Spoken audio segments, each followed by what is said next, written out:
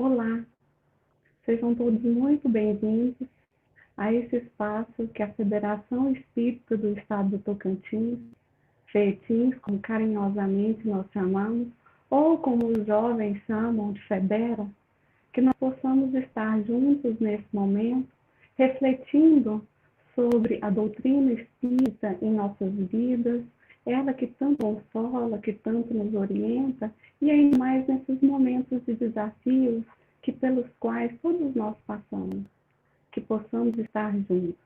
Aqueles que já estão aí conosco, recebam nosso caloroso abraço e que possamos permanecer juntos.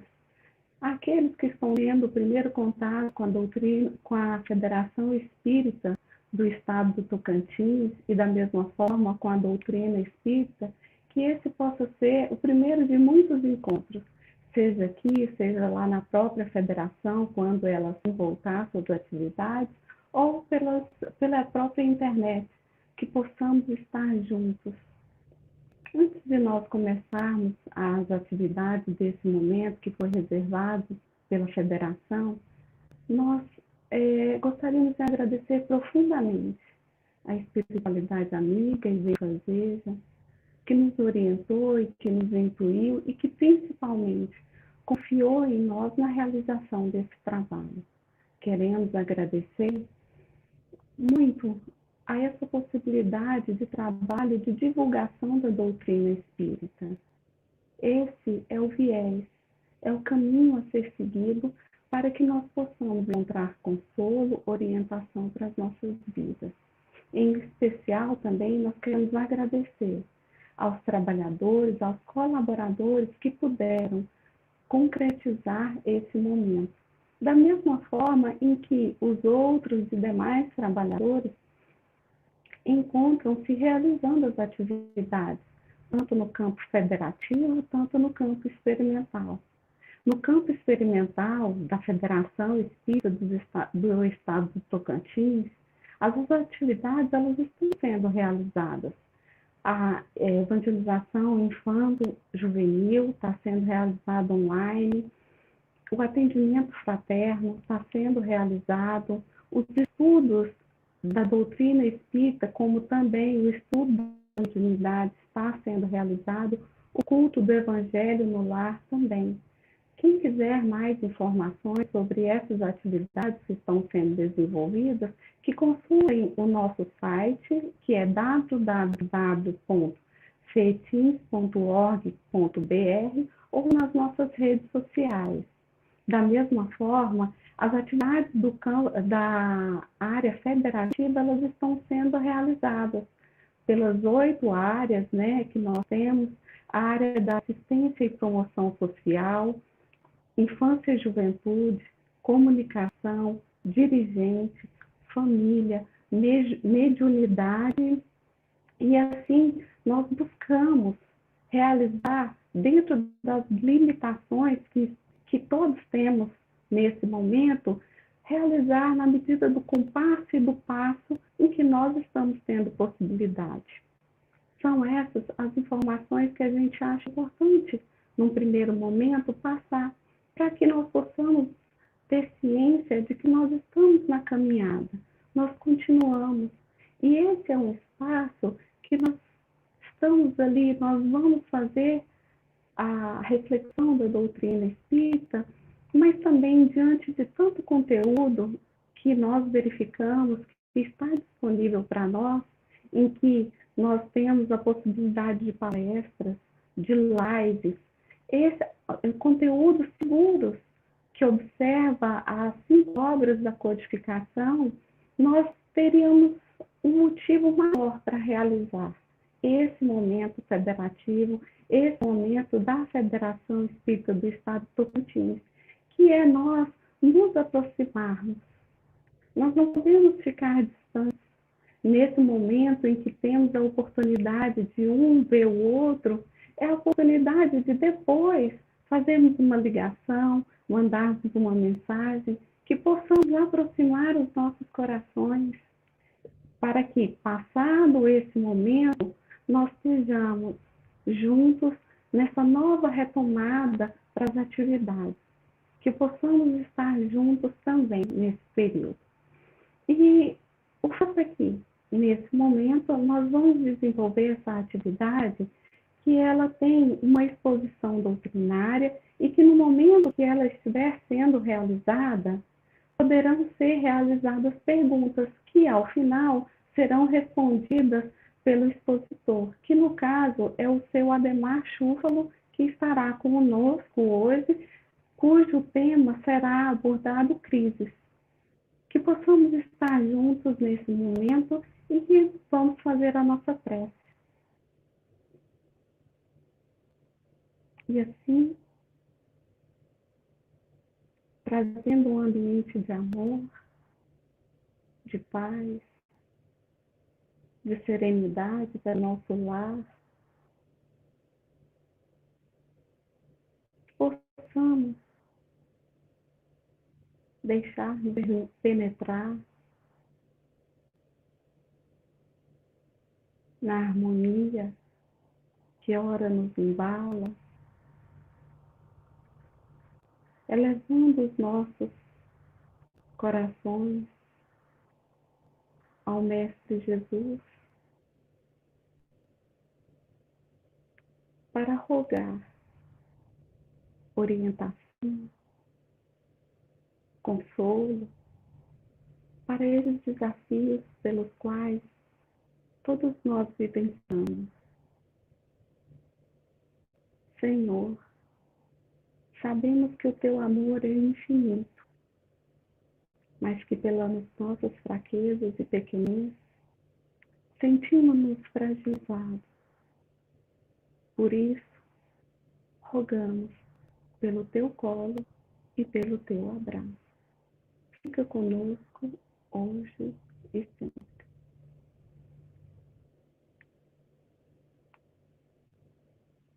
Dessa forma, passando para a exposição, nós queremos agradecer a presença do seu Ademar, que ele é facilitador do grupo de estudo da terça-feira na Federação Espírita do Estado do Tocantins, da terceira obra da codificação, que é o Evangelho segundo o Espiritismo. Seu Ademar, seja muito bem-vindo. Que satisfação podermos estar juntos nesse momento. É com o coração com muita alegria que a gente divide e que compartilha, sentindo a presença da espiritualidade. Muito obrigada. Obrigado, Jorama, que carinhosamente eu chamo de Jojo, né? Dalnei, nosso querido Dalnei, ele está por trás, nos bastidores, ele que está fazendo toda a filmagem, está transmitindo, a parte técnica todinha está sendo do Dalnei e parece que está assessorado pelo Sérgio também.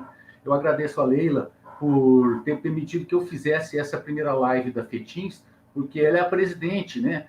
No caso, seria como que uma prerrogativa, mas ela me cedeu esse espaço e eu agradeço.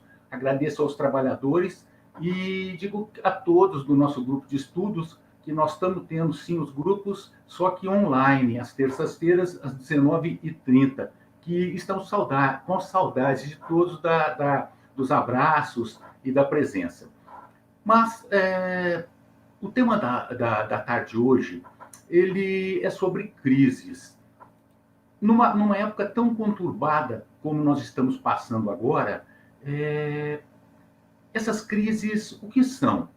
Buscando no dicionário online, no campo da psicologia, nos diz, em particular da psicologia do desenvolvimento, o conceito de crise é explicado como toda situação de mudança de nível biológico, psicológico ou social, que exige da pessoa ou do grupo um esforço suplementar para manter o equilíbrio ou estabilidade emocional.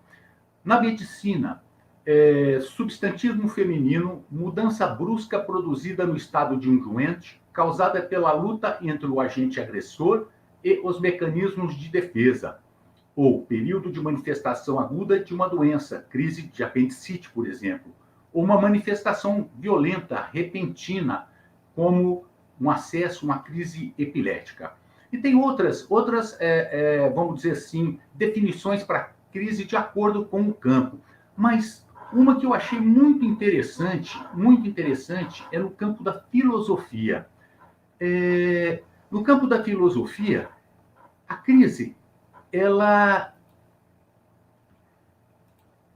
diz, do grego crisis, do mesmo étimo do verbo crino, separar, depurar, como se faz com o ouro, do grego crisos, onde está presente a raiz do sânscrito, cri ou kir, limpar, cujos indícios estão também em crisol ou acrisolar. O dicionário etimológico de antenor nascentes dá também os significados do momento decisivo, separação e julgamento, a consenso entre diversos outros pesquisadores. Então, a gente nota que, fazendo um estudo da história da humanidade, a gente nota que, pela história, vamos dizer, tanto oriental quanto ocidental, nós não conseguimos vislumbrar um período sequer em que estivesse de uma forma tranquila. Na Índia e na China milenar, a gente sabe das guerras, das revoluções, vamos dizer assim, Oriente, tanto no Ocidente. A gente vê na Grécia as histórias gregas, a história romana e depois a história do Egito, só crises, crises, crises. E isso vem sido trazido pela humanidade. As crises são trazidas constantemente. Nós temos crises econômicas, nós temos crises sociais, nós temos crises pessoais, nós temos crises de relacionamento, mas notamos que essas crises das guerras, das comoções, dos vírus, das pandemias, as crises de pessoas que talvez nos incomodem, são todas crises de fora para dentro. Essas crises, elas vêm nos tomando, vêm chegando a nós e como que vêm nos provocando, como as alfinetadas do dia a dia.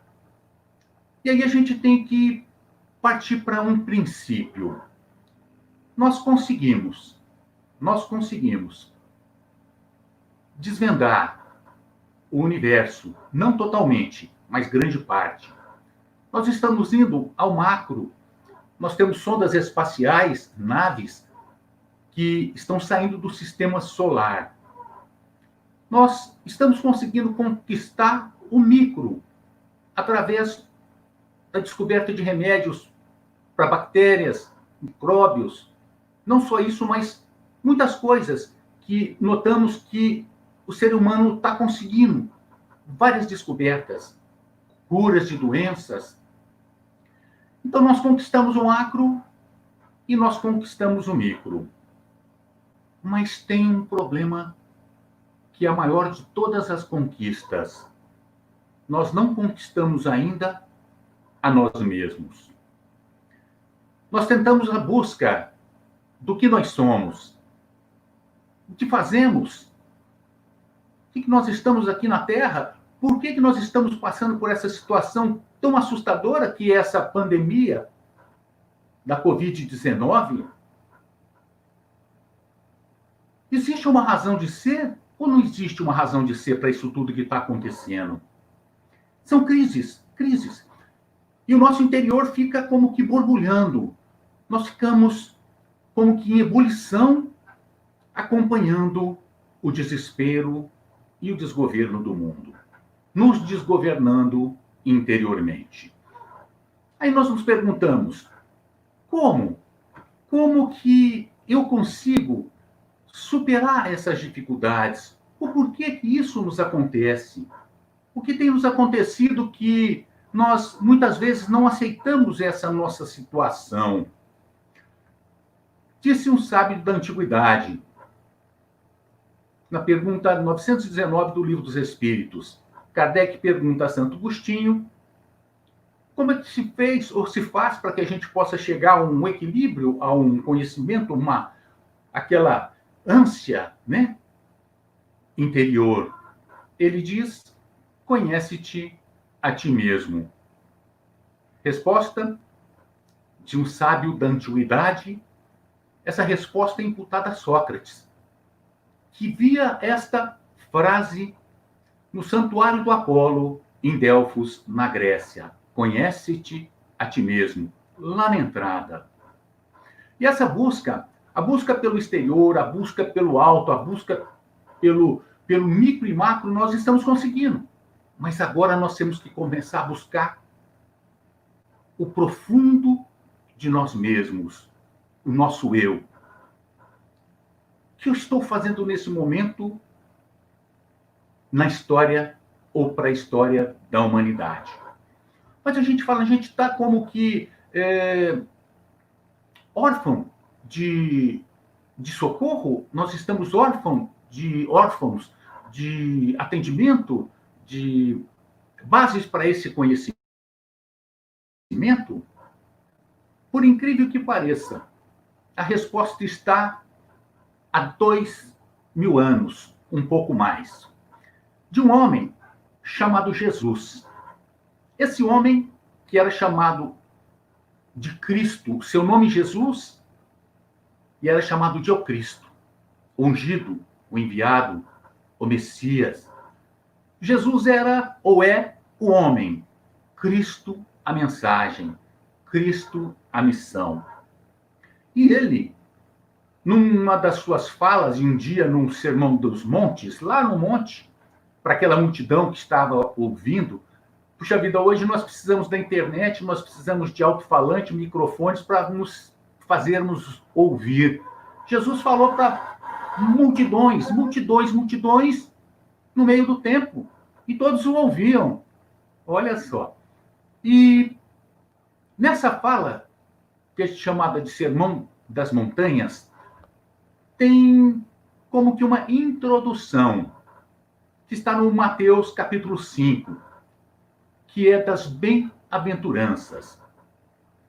E ele nos diz sobre as bem-aventuranças, aqueles que são pobres de coração, aqueles que choram, os mansos, os pacíficos, os que têm sede e fome de justiça. Quando ele falou das bem-aventuranças, quem ele estava chamando para que o seguisse ou seguisse os seus exemplos, as suas lições? Todos nós que estamos em crise atemporal. Olha, a mensagem dele tem 2020 anos. Ainda hoje é recente e será por todos e todos os tempos. Porque essa mensagem que ele nos traz é a mensagem de renovação, é a mensagem de amor. E para que a gente pudesse entender essas mensagens de Cristo, em 1857 veio o Espiritismo. E o Espiritismo, na sua terceira obra, que é o Evangelho segundo o Espiritismo, ele nos traz um capítulo, que é o capítulo 5, que nos dá algumas receitas para que a gente possa buscar esse conhecimento, essa felicidade. Porque nós nos perguntamos, por que tantas aflições? Por que tanto sofrimento? Por que tanta dor? Por que tanto desespero na humanidade? Notamos que, com essa crise do coronavírus, todos somos iguais. Embora toda a legislação, em especial direitos humanos, né, a Declaração Universal dos Direitos Humanos de 1948, nos fala dessa igualdade, a nossa Constituição de 1988 fala dessa igualdade, Jesus já falava dessa igualdade. Apesar de todo esse manancial teórico sobre igualdade, nós ainda não tínhamos sentido a materialização dessa igualdade. Com essa pandemia, nós nos perguntamos, importa a cor da pele? Importa a opção sexual? Importa o rótulo religioso? A região da Terra em que nós nos encontramos? Importa a nossa etnia, importa eu ser brasileiro, africano, ou seja, americano, africano, asiático, oriental, não importa, porque ela pega a todos. E nós notamos que essa igualdade que ainda nós não conseguimos apreender, nós estamos começando a vivenciar essa igualdade. Embora essas crises que têm ocorrido, a solidariedade humana tem se mostrado. Os seres humanos estão se abrindo para o amor, para a solidariedade. Era como se precisasse de um cutucão, de um empurrão para que acordássemos para a vida, para a realidade da vida, do que nós somos, quem nós somos, o que estamos fazendo aqui. E no capítulo 5 do Evangelho segundo o Espiritismo, nós temos bem-aventurados os aflitos, que nos fala sobre a justiça das aflições. Por que dessas aflições? Ela é justa, ela não é justa? Se nós acreditarmos no Deus justo, que é um dos atributos de Deus, a justiça absoluta e infinita, se nós acreditarmos nessa justiça, o que nós estamos passando é justo. Mas por quê? Por quê? Aí o seguinte item nos diz sobre as causas atuais das aflições. Se não foi buscada hoje, nas causas atuais, outro item, as causas anteriores das aflições. E não vai nos explicando os porquês das coisas. Nos fala do porquê do esquecimento. Ora, mas se eu já vivi outras vidas, por que eu me esqueci disso? E lá fala sobre o esquecimento do passado. E no outro item, após o esquecimento do passado, nos fala sobre motivos de resignação. Por que sermos resignados em determinados momentos? Que nós não podemos mudar uma situação. Nós podemos mudar essa situação através das nossas preces, da solidariedade. Mas o fato em si, nós temos como mudar? Não temos. Resignar-nos, olha só, é uma coisa meio paradoxal. Uma resignação. Resignação pressupõe parada. Fica quieto. Não. É uma resignação dinâmica. Buscar ajuda ao nosso próximo. Buscar através desse nosso próximo que aponte para que nos ligue a Deus. Resignando-nos com uma situação que nós não podemos mudar, mas o que nós podemos fazer? Naquela explicação, naquela definição de filosofia, crises do grego, a gente nota que nós temos que tirar uma coisa boa de todas as crises. A gente tem um exemplo maior, Jesus.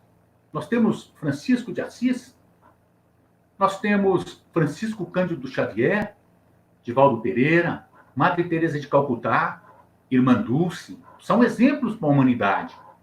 Mas aí a gente fala, meu Deus, mas eles estão tão longe da gente evolutivamente porque eles são espíritos superiores. Espíritos superiores. Como é que eu, tão falho, tão cheio de defeitos, posso tirar de uma crise alguma coisa que possa ser útil para mim? Como vivenciar essas dificuldades? Na década de 70 ou 80, teve um jogador de futebol, que eu não vou falar o nome agora. Ele foi convocado para a seleção brasileira de 1982. Ele jogou em vários times famosos. Depois ele foi embora para a Coreia do Sul. E lá ele ganhava em dólar. Aqui no Brasil ele já começou a ganhar muito dinheiro. Mas ele tinha um gênio difícil.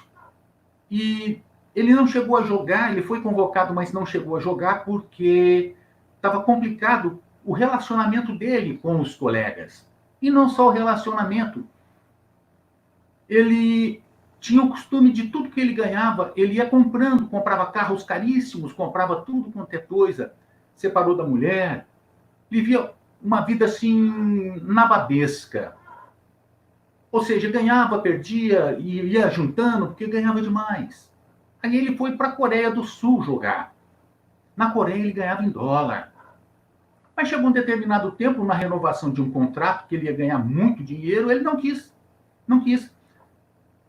Ele alegou que era por causa do problema do idioma, que ele não conseguia viver ou vivenciar em um determinado lugar, que o idioma não fosse o que ele entendesse. Mas, na verdade, nota-se pelas suas reações, pela sua história, que era mais por indisciplina. Nós temos para nós que os orientais são muito disciplinados. A gente vê os coreanos, japoneses, chineses, são muito disciplinados. Eu acredito que ele não se adequou muito a essa disciplina dos coreanos do Sul. E aí vai embora. Mas ele diz numa reportagem que aí é que começou a sua decadência, quando ele não ficou na Coreia. Ele já não conseguia parar em lugar nenhum, mas continuava gastando, gastando, gastando. Aí foi para Portugal. Foi tentar ser jogador de futebol em Portugal. Passou por 2 times. Mas pouco a pouco ele foi decaindo, decaindo e perdendo tudo. Confiou seu dinheiro a pessoas que eram os falsos amigos, né? Que com encômios o levavam num andor, que lhe deram um golpe. Fez investimentos em bolsas de uma forma equivocada, perdeu tudo.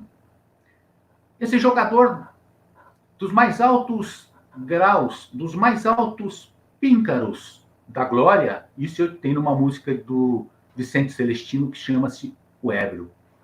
Dos píncaros da glória, ele virou morador de rua, em Portugal. Não tinha mais como pagar nenhuma pensão de 5ª categoria. De tudo que ele teve, de tudo que ele tinha, de todos os bens, dos seus carros de luxo, das suas joias caríssimas, ele não tinha mais nada. Foi morar nas ruas em Portugal.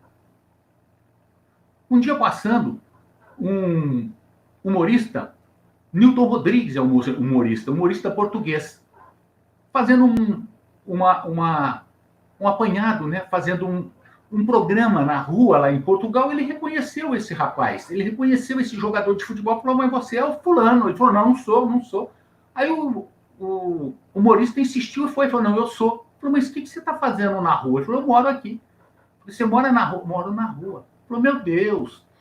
Aí esse humorista, condoído com a sorte desse jogador, do qual ele era ídolo, pagou para ele 1 mês de hotel. E perguntou se ele queria voltar para o Brasil. Ele disse que queria sim voltar para o Brasil, mas como voltar para o Brasil se ele não tinha condições? E esse humorista colocou essa reportagem com esse jogador na televisão, aí foi para vários canais e inclusive programa assim assistido no Brasil todo. E uma das pessoas desse canal, de um dos canais de televisão, pegou e foi a Portugal, pegou um filho desse jogador e foram a Portugal buscar o rapaz. Ele veio com as pessoas, veio com os filhos, veio com o filho, veio com esse senhor. Aqui no Brasil, deram um emprego para ele em um sindicato. E ele começou a trabalhar. Só que daquela pessoa rebelde, daquela pessoa sem rumo, daquela pessoa que gastava tudo, o que tinha e depois o que não tinha, daquela pessoa toda extrovertida, quando ele voltou a trabalhar, voltou para o Brasil, ele já estava uma pessoa mais compenetrada, mais séria. Não quer dizer, a seriedade não quer dizer cara feia, mas valorizando as coisas. Foi até convidado para empregos melhores, mas ele disse: não, eu já tive muito dinheiro, já tive tudo que eu queria na vida financeiramente e só me dei mal, só sofri e acabei na rua. Hoje eu fico aqui com esse salário meu, porque aqui eu tenho um dos maiores valores que eu poderia e que não valorizei em minha vida: os amigos, uma convivência tranquila, aqueles em que realmente eu posso ou eu possa confiar. Em 2017 ele desencarnou, com 64 anos de idade. Essa trajetória dele, que a vida dele foi só de crises, de sofrimento, porque uma pessoa que faz o que ele fazia estava buscando como que uma fuga, fugir de alguma coisa, que nesse momento eu não tenho como analisar. E no fim ele só encontrou o sofrimento e a dor. A sua vida foi uma verdadeira crise. E o que ele tirou dessa crise? Foi Jesus, o grande homem, ele foi Francisco de Assis, Chico Xavier, Divaldo Pereira Franco, Leon Denis, Irmã Dulce. Não. Ele foi simplesmente um jogador de futebol. Um homem que depois voltou, era do povo e voltou para o povo. Era um homem simples, uma pessoa como nós, no dia a dia em que buscamos e muitas vezes também fugimos. As nossas fugas através dos alcoólicos, das viagens intermináveis, não que viajar seja errado de forma, não. Mas viajar o ano inteiro, 20, 30 vezes, já é um sinal de alerta. O álcool, o tabagismo, a maledicência, é fuga. São fugas em que nós buscamos lá fora o que, na verdade, nós temos que buscar aqui dentro. O equilíbrio. A luz que brilha dentro de nós. Porque nós somos luzes. Não foi isso que Jesus disse? Vós sois luzes? Só que nós não descobrimos ainda que nós somos luzes.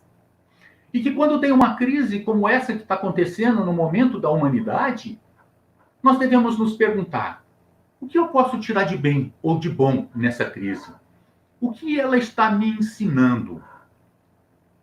Será que quando as coisas voltarem à normalidade, mas não vai ser mais aquela normalidade, é uma outra normalidade, o que eu pude aprender? Apreender e aprender. O que eu tenho feito nesse momento para que eu possa ajudar a própria humanidade a caminhar por esses caminhos pedregosos e difíceis que hoje estamos passando? Qual a minha contribuição como espírita? Ou como ser humano? Ou, acima de tudo, como cristão? Mesmo que não fosse cristão, independentemente de religião, de crença, de filosofia. Qual tem sido a minha contribuição para a humanidade? Eu tenho sido um fator de equilíbrio ou de desequilíbrio? Eu tenho sido um referencial de tranquilidade num momento de dificuldade, levando a tranquilidade ao meu próximo, ou de desespero? Por que eu uso as redes sociais? Porque nós não precisamos estar numa convivência física hoje, porque as redes sociais nos põem a todo momento em ligação. Nós estamos ligados. Eu aqui, o Dalnei lá e a Jorama na casa dela.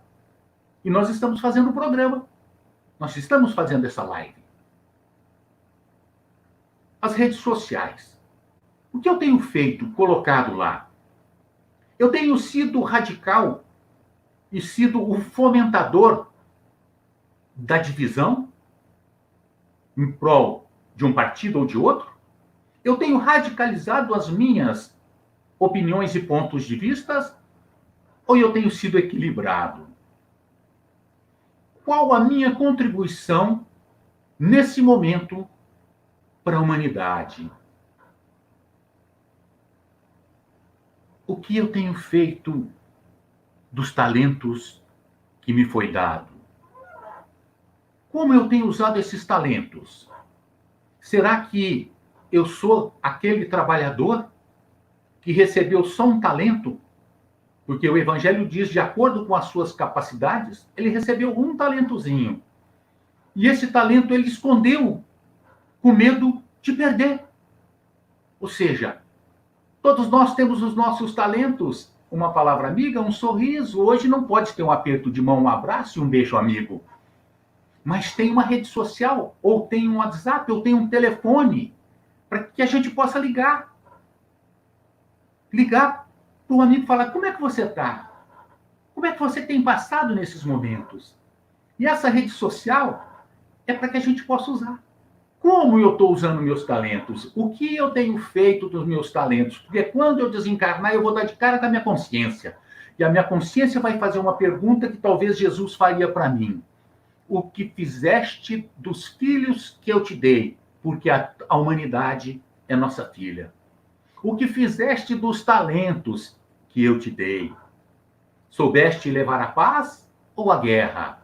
O amor ou o ódio? A concórdia ou a discórdia? A fé ou a descrença? É isso que nós vamos nos perguntar nós mesmos. Isso eu lanço o desafio, a provocação.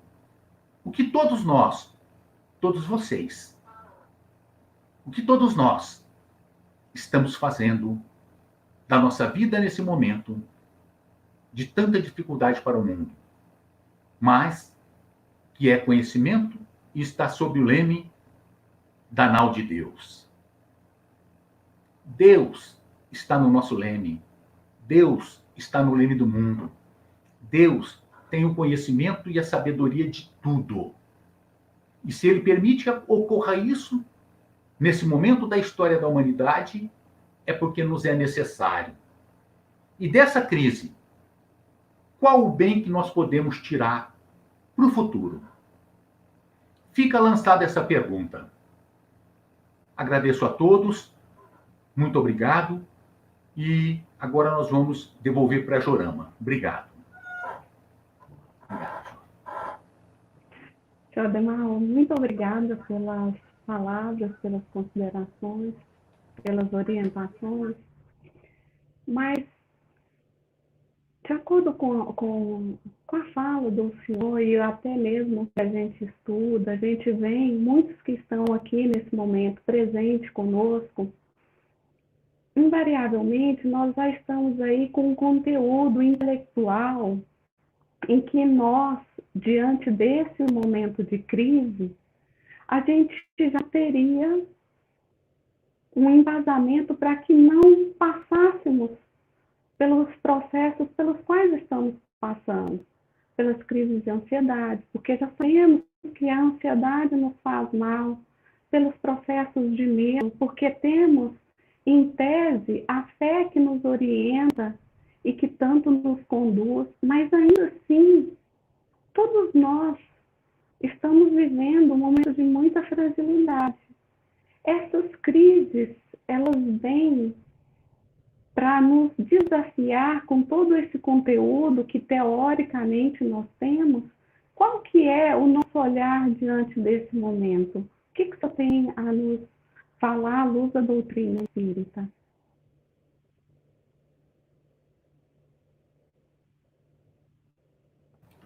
Jorama, primeiro de tudo a gente diz, confia. Num momento difícil como esse que nós estamos passando, nós temos que saber que Deus está acima de tudo. Ele conhece das nossas necessidades, Ele sabe das nossas vidas, Ele sabe das nossas deficiências, tanto físicas quanto morais, espirituais. E se nós estamos passando por essa crise nesse momento, é a confiança absoluta e irrestrita em Deus. E principalmente de sabermos, nós não estamos sós. Nós não estamos sós. Nós temos um momento de comoção universal ou mundial. E nesse momento de comoção, nós buscamos a quem? A Deus. Devemos confiar. Confiar, amar e esperar. Porque, como disse a Dona Maria de Nazaré para Chico, quando Emmanuel foi a Maria de Nazaré solicitar um pedido de Chico, num momento de grande sofrimento, Chico Xavier queria uma resposta, mas de Maria de Nazaré, ele não queria uma resposta de Emmanuel. Ele voltou a Emmanuel com a resposta e lhe disse: isso também passa. É paciência.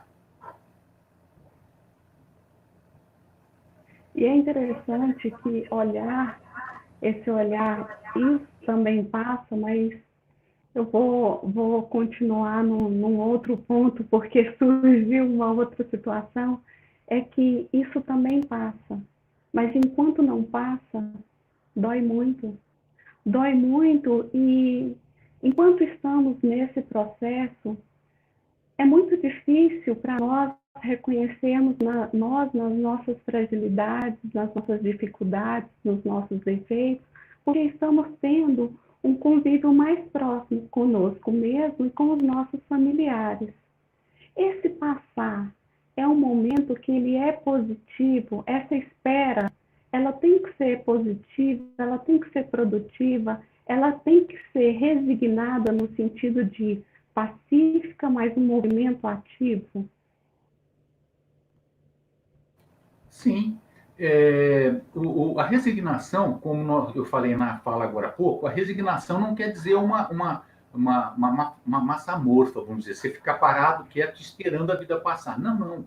Essa resignação é dinâmica, é apoiando os parentes que estão com dificuldade, conversando, principalmente, eu assisti uma palestrinha do Haroldo hoje, muito interessante, sobre transição planetária, e ele diz que nesses momentos de dificuldade, o maior exercício que nós temos que fazer é o exercício do amor para com as pessoas, do amor para com aqueles que ainda não estão entendendo essa situação e que essa situação nós temos que tirar alguma coisa, porque nós estamos vivenciando. E essa resignação, ela não é uma resignação parada, é dinâmica. Conversar com os nossos parentes, com os nossos amigos, passar o otimismo.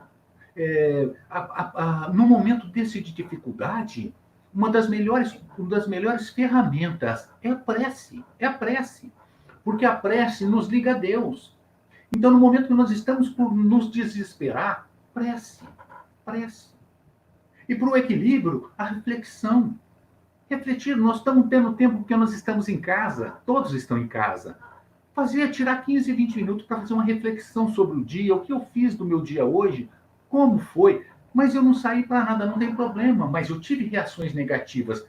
Esse é o balanço do dia a dia que fazia Santo Agostinho. Quais são as reações negativas? Essa reflexão, meditação. E isso são ferramentas, mecanismos que nos ajudam no equilíbrio para que nós nos reequilibremos e automaticamente possamos dar forças para o reequilíbrio daquele que está em desespero. Nesse momento que nós estamos vivenciando, nós nas nossas atividades em casa, a gente está passando por um momento de crise íntima. E muitas vezes a gente não demonstra. A gente está ali nos nossos processos e que são desafiadores, porque de alguma forma eles se manifestam na falta de paciência, numa resposta mais brusca, mais grosseira, na falta de apetite, numa necessidade de reclusão. Esse movimento é mostrar a nossa fragilidade.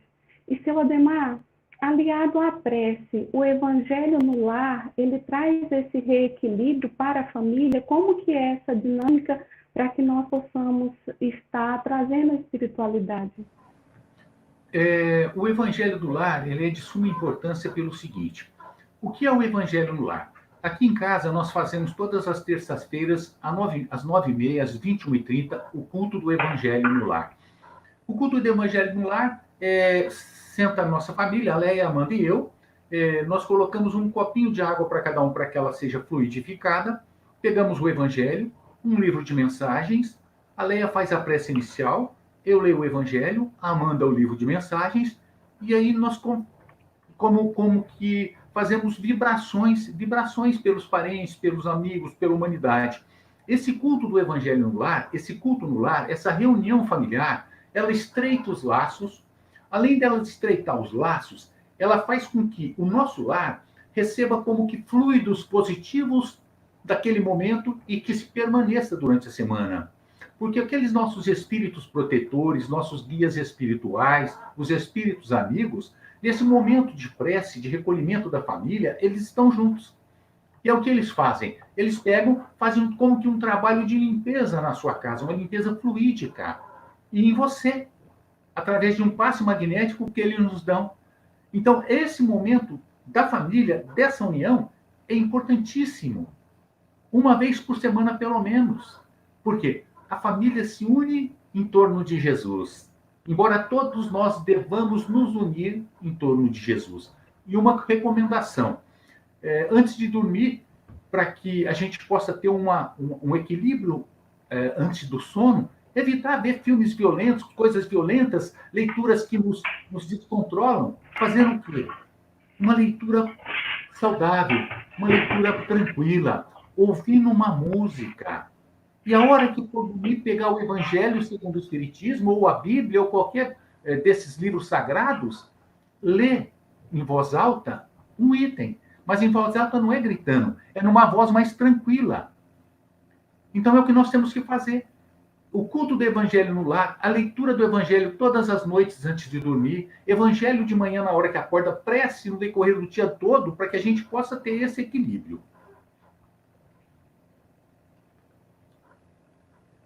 Seu Ademar, eu vou compartilhar mais um ponto que está nos trazendo muito equilíbrio, que é o evangelho que acontece com os trabalhadores, com os colaboradores da federação. A gente está tendo a oportunidade de se encontrar para fazer orações. Isso tem sido assim tão acalentador, porque estar entre nós, entre amigos, entre colaboradores, entre a nossa família, que é a família fraterna, isso tem nos trazido muito alento. E eu vejo que nós sentimos falta de muitos trabalhadores que, de repente, estão em suas casas, passando pelos desafios e que, de repente, não está tendo esse movimento, não está tendo essa coragem. Então, além do Evangelho no lar, a gente também está tendo essa oportunidade de encontros para realizar as nossas orações. Tem uma pergunta aqui que nós queremos fazer e ela é a seguinte, pode ser? Essa crise que vivemos, vamos fazer essa pergunta, essa crise que vivemos provoca uma variação dos nossos sentimentos, que podem nos levar ao adoecimento. Como transitar por essa experiência sem nos perturbarmos? Olha, existe ainda um problema de evolução, né? Nós estamos em plena evolução ainda. E no caso meu, vou dizer, eu não tenho ainda assim, uma perfeição moral. Eu estou num mundo de provas e expiações, tenho muitas expiações e muitas provas ainda, né? Então, quando acontece um fator desse, a gente às vezes pode até ter um desequilíbrio e pode realmente nos levar a adoecer, que é a psicossomatização, né? E isso a gente vai alimentando o medo, alimentando esses sentimentos negativos, e isso reflete no nosso corpo físico. O que fazer? O que fazer? Evangelho. Leitura do Evangelho. Jesus nas nossas vidas. Para que a gente consiga reequilibrar. É o reequilíbrio. O reequilíbrio, porque nós estando equilibrado, nós não chegamos a ficar perturbados até o ponto de ficar doentes. Esse reequilíbrio nós podemos trazer para os nossos dias as 3 peneiras do Sócrates, para ver o que é bom, o que não é bom para a gente, o que nos convém, o que nos convém, não nos convém. O apóstolo Paulo já dizia, tudo me é lícito, mas nem tudo me convém. Mas vamos trazer as 3 peneiras de Sócrates. Isso que eu estou fazendo nesse momento, que é no desespero, é verdadeiro? Às vezes, sim, a crise lá fora é verdadeira, mas aqui dentro é bom? Não é bom. Está sendo útil para mim? Não está sendo útil para mim. Passou por essas 3 perguntas. Isso não nos é benéfico? É prejudicial. Trabalhar. Se nós não conseguirmos, através desses instrumentos, né? A prece, o culto do evangelho do lar, o culto entre os amigos, como a Jorama falou agora, a nossa querida Jojo, né, Jojo? Procurar um especialista. Ah, mas como? Não. Hoje tem como entrar em contato, em especial num caso de urgência, tem um atendimento presencial com os, vamos dizer assim, com as suas precauções. Porque quando a pessoa chega num determinado tempo, vamos dizer assim, momento de perturbação ou estágio, ela sozinha já não consegue. E nem os seus familiares. Porque é difícil hoje um familiar recomendar alguma coisa para o outro familiar e esse outro familiar aceitar integralmente. Profissional, psicólogo, psiquiatra, médico. Nós não podemos deixar com que cresça. Porque se essa perturbação for crescendo de uma magoazinha, um ressentimentozinho, vai passar por um ódiozinho, por uma raivazinha, por um ódiozinho. Isso aí já está somatizado. E a gente não consegue mais dominar a nossa mente, nós não conseguimos mais o equilíbrio, temos que procurar a ajuda de um profissional concomitante ao atendimento espiritual, que na FETIS nós temos um grupo que faz o atendimento por telefone. Esse atendimento espiritual é feito por telefone. Então, é o socorro que chega no momento daquelas pessoas que estão em desespero. Então, a solução é essa. É a prece, evangelho no lar, evangelho com os amigos, boa leitura, música, meditação, reflexão. Mas se não conseguirmos, buscar um profissional. Seu Ademar, eu peço licença porque a gente está tão feliz de nos encontrarmos, nós, trabalhadores, colaboradores da federação. A gente está vendo tanta gente querida dos nossos corações, a Ana, a Glaucilene, a Berenice, a Janine, seu Francisco, a Dirce, o Rômulo, enfim, todos que estão aí, recebam o nosso abraço. A gente está muito feliz de poder, assim, nos encontrar.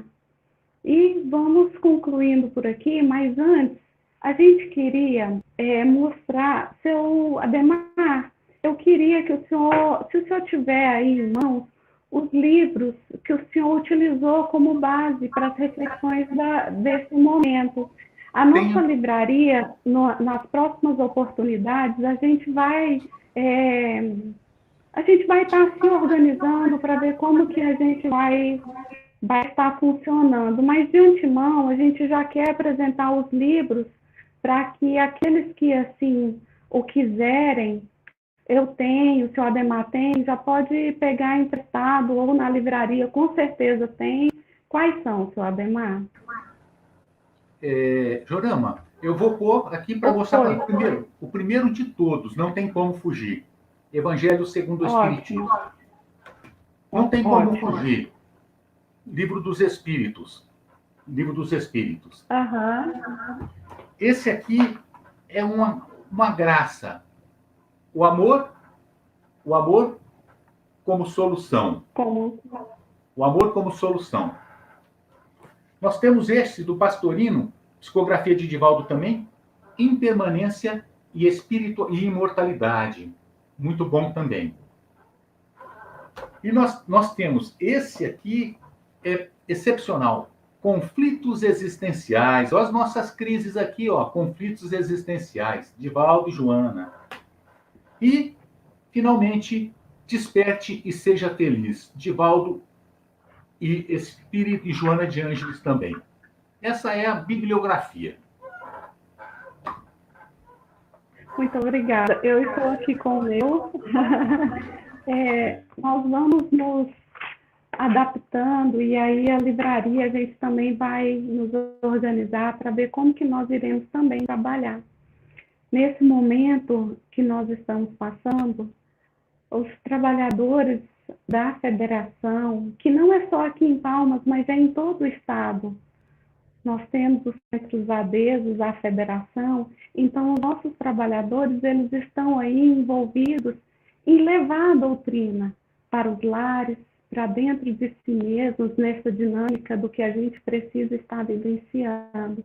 Então, todos recebam o abraço da Federação Espírita do Estado do Tocantins, para que nós possamos seguir adiante, acertando o nosso passo, para que possamos seguir adiante, todos no mesmo alinhamento, ombro a ombro, chegar lá na frente observando que os nossos corações estão muito próximos.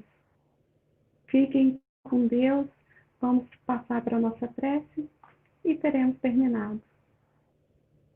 E assim, amado Jesus, espiritualidade amiga e benfazeja, nós te damos graças pela presença tão amável em nossos lares, levando essa mensagem de amor, essa mensagem de orientação, para que nós possamos tirá-la do conhecimento intelectual e transmutá-las através das nossas ações em amor, paciência, resignação e, acima de tudo, fé, que façam que os nossos pés caminham sempre firmes na direção do bem maior.